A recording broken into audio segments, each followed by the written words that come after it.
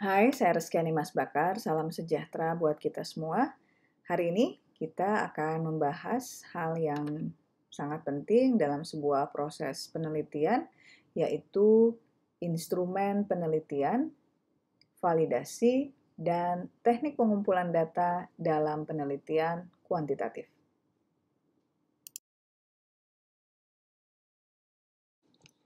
Kalau kita ingin mengetahui berapa tinggi sebuah meja, maka tentu kita perlu mengukur meja tersebut melalui sebuah alat ukur atau dilakukan proses pengukuran. Nah, instrumen itu merupakan alat ukur yang digunakan oleh peneliti dalam mengumpulkan data. Cara tersebut dilakukan untuk memperoleh data yang objektif, agar pada akhirnya juga akan mendapatkan sebuah kesimpulan penelitian yang objektif. Instrumen penelitian ini adalah alat yang digunakan untuk mengumpulkan, memeriksa, dan menyelidiki suatu masalah yang sedang diteliti. Dan ketika berbicara instrumen penelitian, ini merupakan sebuah alat bantu yang digunakan oleh seorang peneliti dalam mengumpulkan data agar kegiatan tersebut menjadi sistematis dan lebih mudah.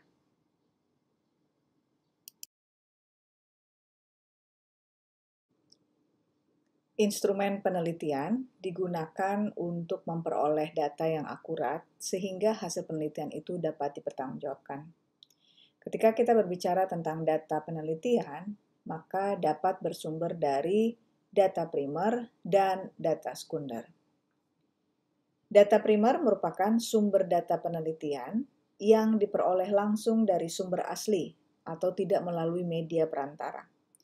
Contoh data primer adalah data yang diperoleh dari responden, bisa melalui FGD, kelompok diskusi, kuesioner, atau juga data dari hasil wawancara dengan narasumber.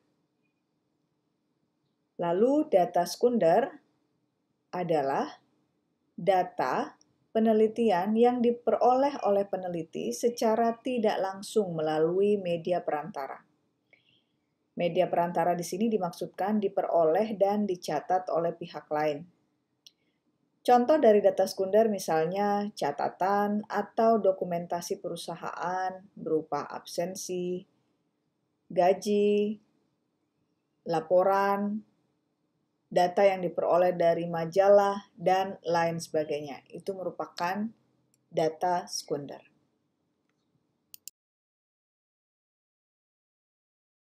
Ketika kita berbicara tentang instrumen penelitian, maka kita akan membahas terkait dengan alat bantu yang dibutuhkan oleh seorang peneliti.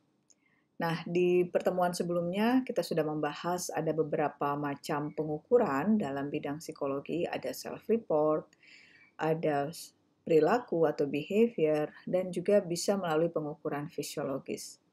Nah, dalam penelitian survei pada umumnya, alat bantu yang sering digunakan dalam bidang psikologi dapat berupa skala dan kuesioner atau angket. Seringkali kita mendapatkan pertanyaan sederhana seperti apa itu skala atau apakah skala dan angket adalah hal yang sama. Nah, skala memuat pertanyaan atau pernyataan yang tidak langsung mengungkap atribut yang hendak diukur oleh peneliti, melainkan diungkap melalui indikator perilaku dari atribut. Skala psikologi memiliki banyak item pada umumnya, di mana jawaban responden terhadap item-item tersebut merupakan indikasi terkait atribut yang hendak diukur.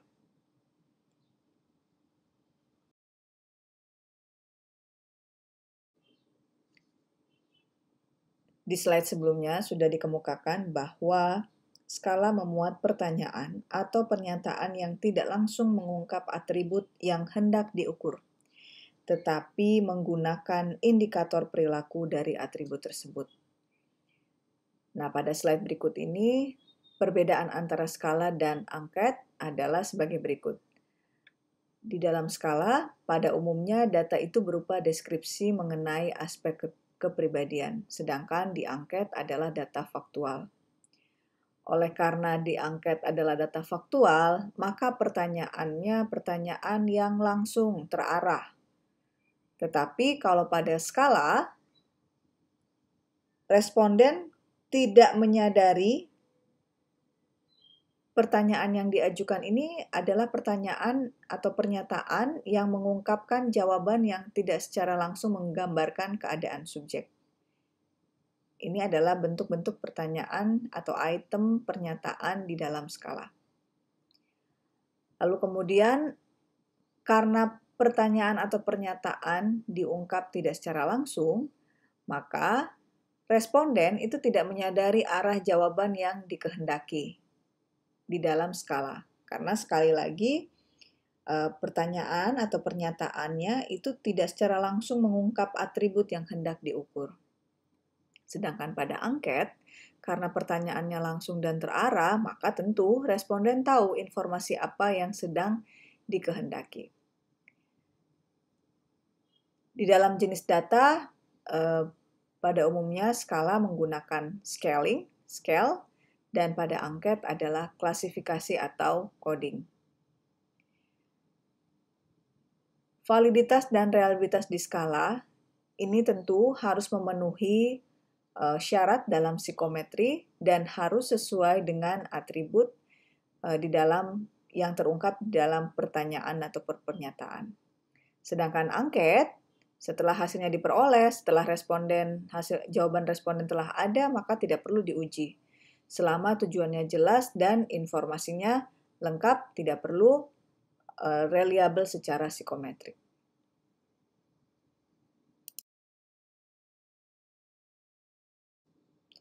Dalam skala Likert, kita mengenal dua jenis item, yaitu favorable dan unfavorable.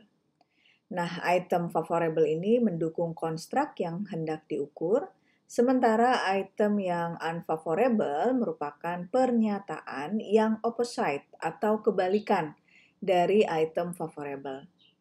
Item tersebut akan berdampak pada cara pemberian skor masing-masing item. Biasanya di dalam jurnal kita kenali dengan huruf R atau yang dikenal dengan reverse. Ini menandakan bahwa pemberian skornya harus diganti atau dibalik dari misalnya skor 1 menjadi 5 atau respon skor 2 itu menjadi 4 dan seterusnya.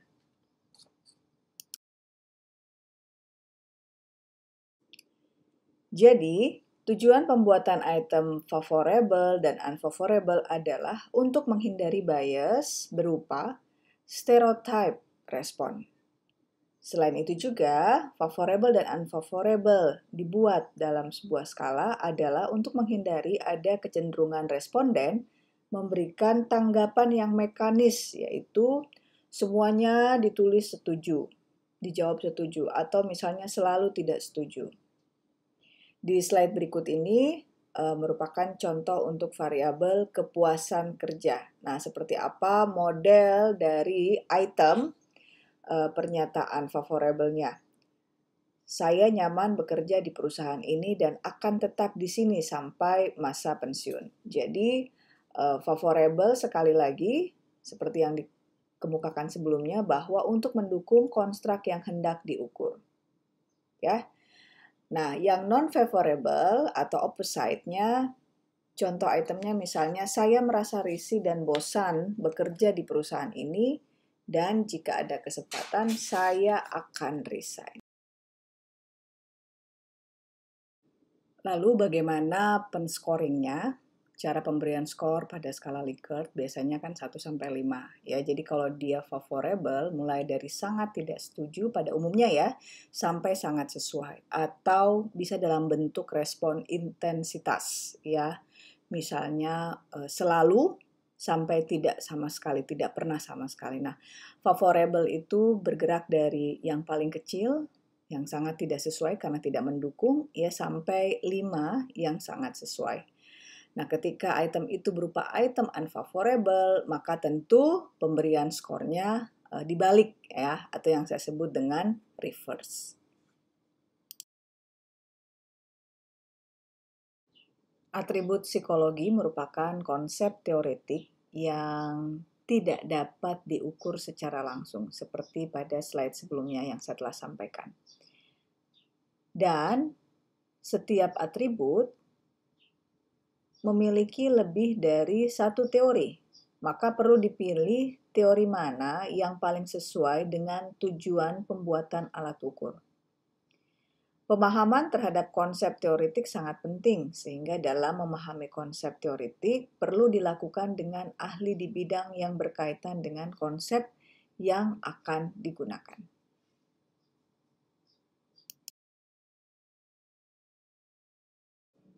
Di dalam atribut psikologi, kita mengenal dimensi atau aspek keperilakuan.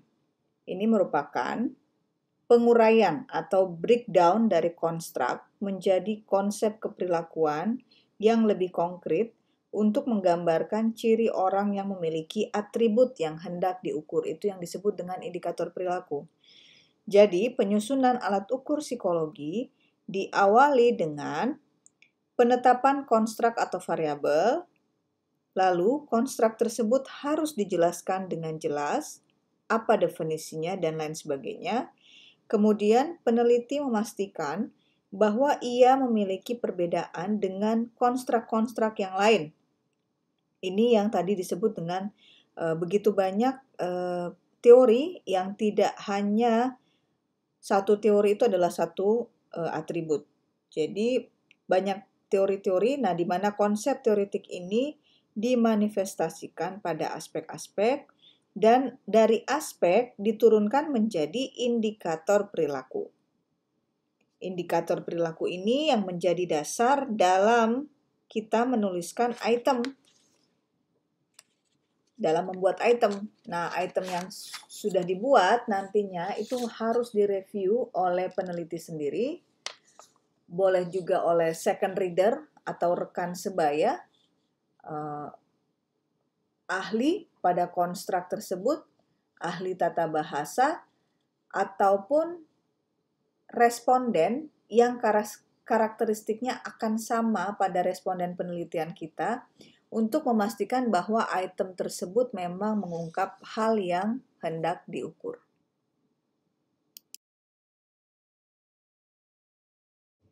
Berikut ini adalah contoh dari atribut psikologi, yaitu perilaku konsumtif. Di mana perilaku konsumtif ini memiliki 3 dimensi, yaitu pembelian impulsif atau impulsive buying, pemborosan, wasteful buying, dan mencari kesenangan atau non-rational buying.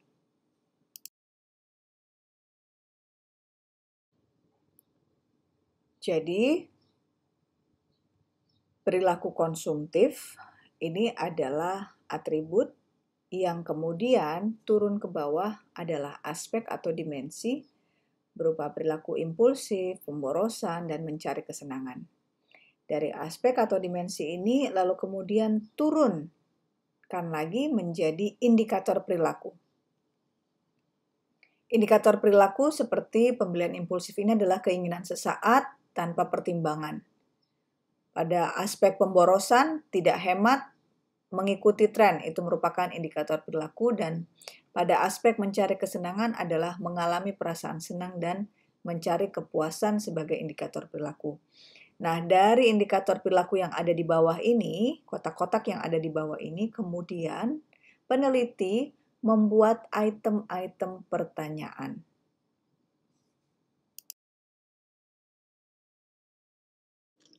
Nah, jadi dapat disimpulkan bahwa atribut adalah suatu konstruk teoritis yang ada secara hipotetik. Jadi atribut ini merupakan suatu konstruk teoritis yang dikonsepkan. Jadi teoritis yang dikonsepkan guna mendeskripsikan dimensi psikologi yang terdapat dalam diri individu. Lalu dalam atribut tentu akan diturunkan menjadi aspek atau dimensi. Nah, aspek atau dimensi ini adalah penjabaran dari konstruk atau konsep yang lebih dioperasionalkan. Nah, dari aspek dan dimensi ini turun menjadi indikator perilaku. Jadi indikator merupakan bentuk keperilakuan yang diturunkan dari aspek atau dimensi perilaku. Nah, dari indikator perilaku inilah kemudian peneliti merancang, menuliskan pernyataan, item-item yang mendukung, yang sesuai dengan konstruk teoritis. Setelah kita menentukan atribut, lalu aspek dimensi, dan indikator perilakunya, maka langkah berikutnya adalah kita membuat kisi-kisi dan blueprint. Kisi-kisi dan blueprint ini disajikan dalam bentuk tabel yang berisi aspek atau dimensi keperilakuan dan indikator pada masing-masing aspek. Aspek yang lebih penting mendapatkan proporsi atau bobot yang lebih besar. Ya, dan perbandingan bobot ditentukan dari teori atau hasil analisis faktor, expert judgment, dan banyaknya indikator pada setiap aspek.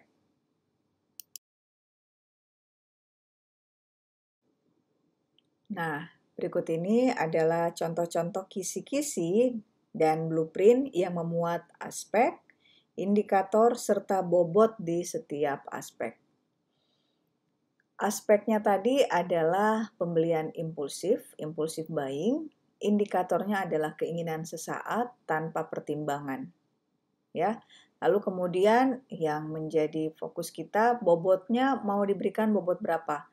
Sekali lagi, bobot ini tentu disesuaikan dengan mana aspek yang lebih penting untuk mendapatkan proporsi atau bobot yang lebih besar. Di mana perbandingan bobot ini seperti yang saya sampaikan tadi, itu berdasarkan dari teori, hasil analisis faktor, expert judgment, dan banyaknya indikator di setiap aspek. Kalau dilihat di sini, indikatornya itu hampir sama ya. Pada umumnya di setiap aspek itu ada 2 indikator. Tetapi peneliti lebih memfokuskan pada aspek pembelian impulsif tanpa mengabaikan pemborosan dan mencari kesenangan.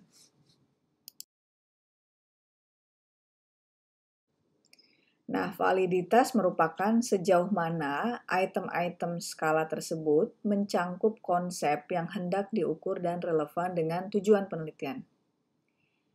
Jadi dikatakan valid kalau alat ukurnya mampu mengukur secara tepat apa yang hendak diukur. Kalau tadi contohnya adalah mengukur meja, maka digunakan meter, ya, itu dikatakan valid ketika alat ukurnya mengukur secara tepat keadaan yang hendak diukur. Jadi datanya valid. Nah, berbagai teknik pengujian validitas akan menghasilkan yang namanya indeks validitas. Dan angka indeks tersebut menunjukkan kualitas instrumen tersebut valid atau tidak valid setelah dikonfirmasi dengan kriteria pembanding.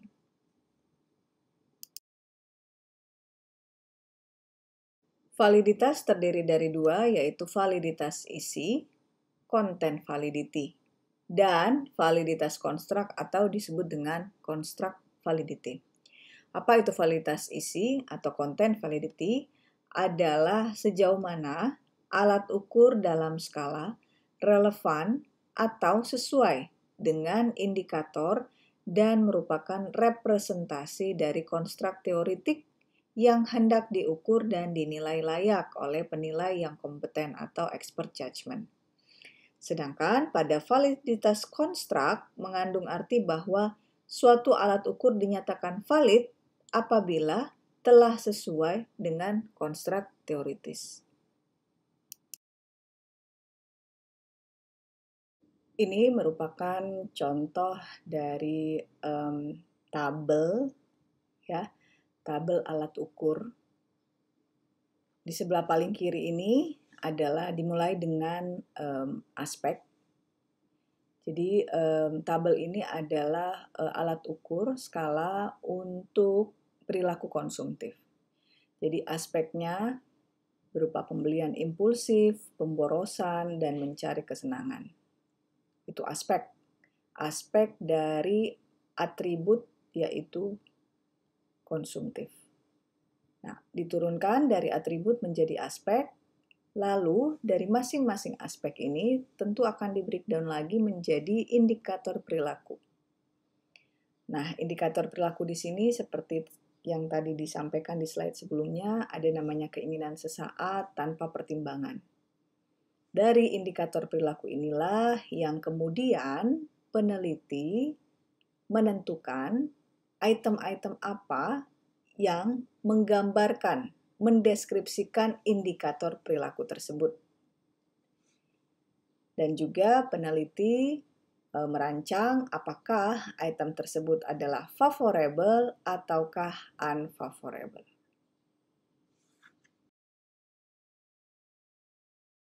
Demikian pembahasan teknik dan instrumen pengumpulan data.